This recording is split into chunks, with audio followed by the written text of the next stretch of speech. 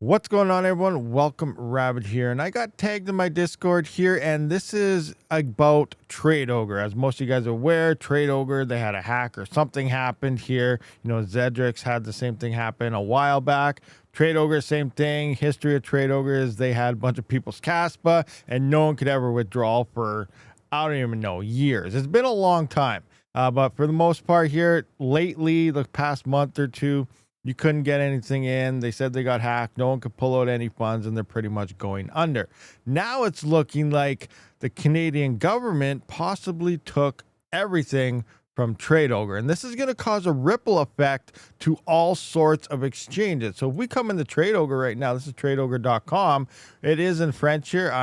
Don't know how to read French, but yeah, so it is pretty much saying RCMP. It's probably saying something about if you have, right here you can see if you have any information, please contact money laundering investigation team at, here's their address and stuff. So, pretty much they're saying Tradeogre was used for laundering, and it's a non-KYC type of exchange, which means you didn't have to give any of your information to use it. And I think this is going to cause a ripple effect because there's a bunch of them out there, and you have all the other ones. But for the most part, I think if you're non-KYC at this point, you are going to be a target for all these because they'll just keep coming at you. So here the article did finally load up. RCMP executes a record seizure of more than $56 million in cryptocurrencies. It's all your guys' money out there that they got or something. I don't know. Who knows what they got? Maybe they selectively targeted something or somebody or organization. I doubt it. I think they got everything out of Tradeogre, but RCMP Federal Policing Eastern Region has carried out the largest cryptocurrency seizure in Canadian history, thanks to the work of investigators specialized in financial crime, cybercrime, and cryptocurrencies. An estimated sum of over $56 million was recovered from the platform Tradeogre. This also marks the first time that a cryptocurrency exchange platform has been dismantled by Canadian law enforcement. The Money Laundering Investigative Team, MLIT, opened the file in June of 2024 following a tip from Europol. The investigation found that the platform contravened Canadian laws and regulations. Specifically, it failed to register with the Financial Transactions and Reports Analysis Center of Canada, FinTrack, here as a money service business, and did not identify its clients. So pretty much they were non-KYC. They didn't register. And as mentioned, a lot of the small coins like Tradeogre and, various other exchanges, they're for just small cap coins that, the large exchanges don't list. And, that was a problem for a lot of small things with like next to no volume and stuff happening on these exchanges. So it's interesting that these small exchanges were actually targeted. But again, they had tips, and I guess things were happening that I guess most of us weren't aware of.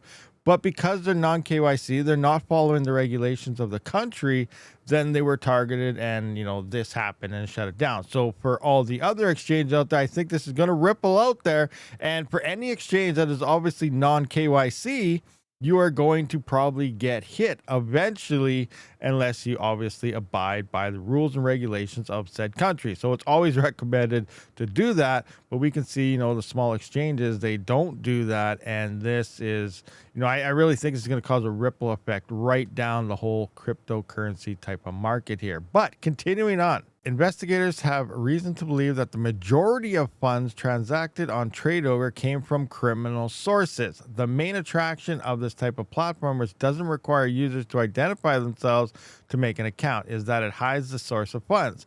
This is a common tactic used by criminal organizations that launder money. The transaction data obtained from the platform will be analyzed and charges may follow. The investigation is ongoing. So they're going through everything to see where all the money and stuff is. I don't know if they're going to go through. I know people in Discord here were wondering, they're saying, I'm probably going to be easier to get my Kaspa from the Canadian government than it was from Tradeogre and stuff like that. So, I don't know if there's going to be a claims thing that's going to pop up to try to get yours, because I know quite a few people did use this if they're not criminal oriented. It was the only place to get, some low cap coins here. I don't even know, let's just go to new coins here, for example. You click on new coins and you kind of look for, where's a new coin? Obviously things like this are not listed on large exchanges. So if you come into here, like here's BitGo, like I don't even know what that is, but it's a small exchange, hardly any volume on this coin and stuff.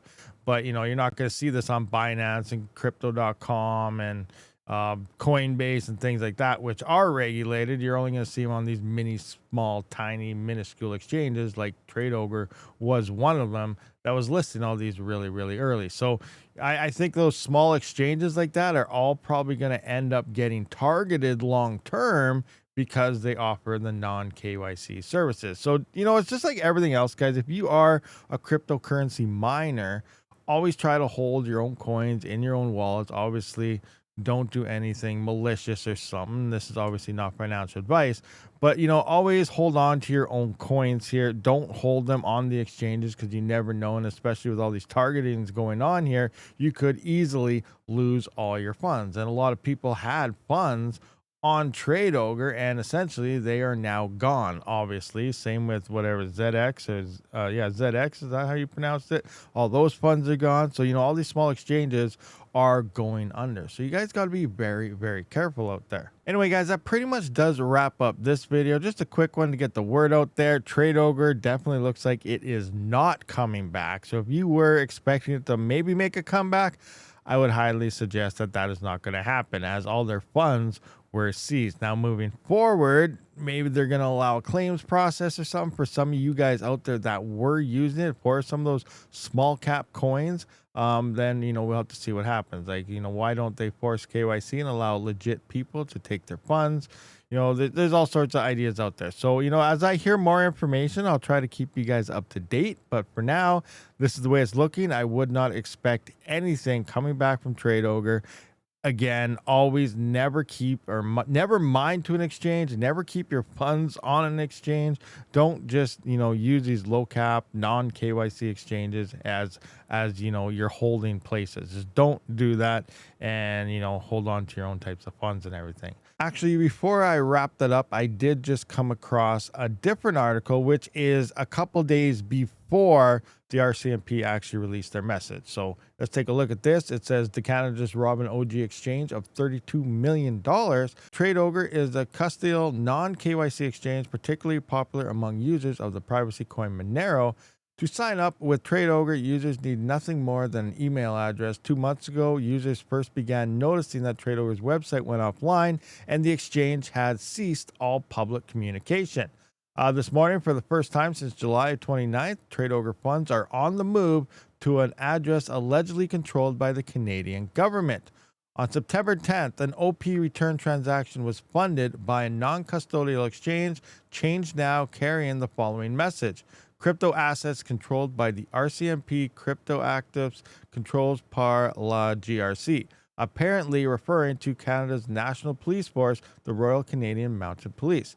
This morning, the Bitcoin address associated with the OP return began loading up on hundreds of BTC, all coming from the exchange Tradeogre. According to Arkham Intelligence, over the course of a little over 4 hours, the address reached a balance of more than 126 BTC, or close to $15 million.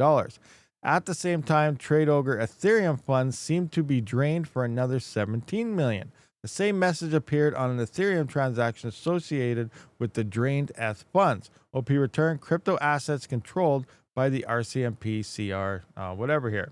While there appears to be no requirement to publicly announce seizures on behalf of the Canadian government, the OP return message as well as the Ethereum IDM message appeared to either be some twisted joke to blame the Canadian government for a hack or exit scam of Tradeogre, or an officer of the RCMP with a particularly sad sense of humor thought it would be funny to ridicule Tradeogre users who just lost millions of dollars. And now it says, because let's face it, even the Canadian government has seized the Tradeogre funds, it wouldn't be any less of a robbery. The funds on a custodial exchange do not belong to the exchange operators, but to their customers, and using a non-KYC exchange is not a crime, at least for now. The Royal Canadian Mounted Police did not respond in time to a request for comment before publishing of this article. So this was a couple days ago, and now we know they didn't respond to that, but we went through this already, and this is their response that yes, they did perform. They got over $56 million were recovered from the platform Tradeogre. So yeah, interesting stuff. Let me know, guys, down in the comment section what you think about the whole situation. I will see you on the next one. Rabid out.